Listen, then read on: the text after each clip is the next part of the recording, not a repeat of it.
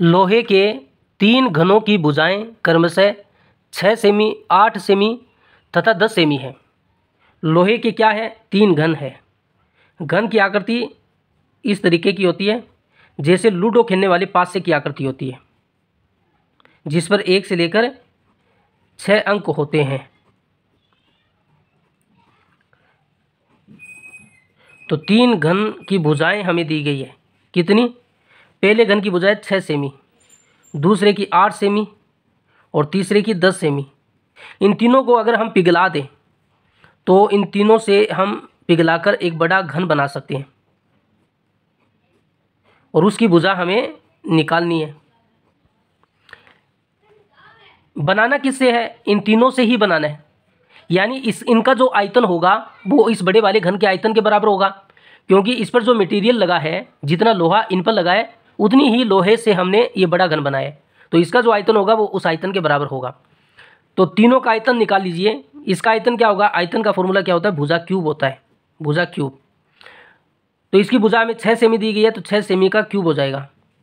और इसकी भुजा 8 सेमी है, इसका आयतन निकालेंगे तो 8 सेमी का क्यूब हो जाएगा। और इसका आयतन निकालेंगे तो 10 सेमी का क्यूब हो जाएगा, क्योंकि घन के आयतन का फॉर्मूला होता है भुजा क्यूब।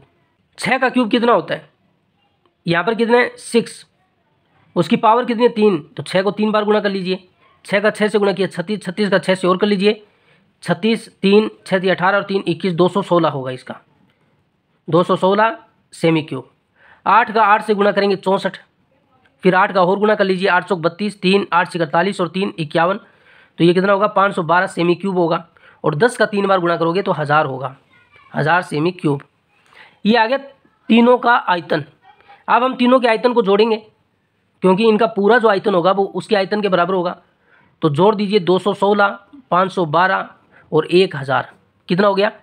6 2 8, 2 5 2 7, 1 1728 semi cube. अब जो इसका आयतन होगा ना वो इसके बराबर होगा। इस घन का जो आयतन होगा वो इन तीनों के घनों के आयतन के जोड़ के बराबर होगा, 1728 सेमी क्यूब के बराबर होगा। घन का आयतन का फॉर्मूला भुजा क्यूब होता है, तो भुजा क्यूब रख दीजिए और बराबर कितना है? 1728 सेमी क्यूब। अगर हम यहाँ से भुजा का मान निकालें तो कितना आएगा? ये इसके ऊपर क्या है? घन है। इस घन को हमें हटाना है तब भुजा का मान आएगा, लेकिन इस घन को हटाएंगे तो इस पर क्या लगेगा? घनमूल लग जाएगा। यहाँ पर इसके 3 लग जाएगा। ये 3 इसके गुणा में नहीं होता, इस 3 साइन का मतलब होता है कि इसका घनमूल है। तो 1728 का घनमूल क्या है? 12 को 12 से गुणा करोगे तो कितना आएगा? 144 आएगा। 144 को 12 से गुणा और करके देख लीजिए।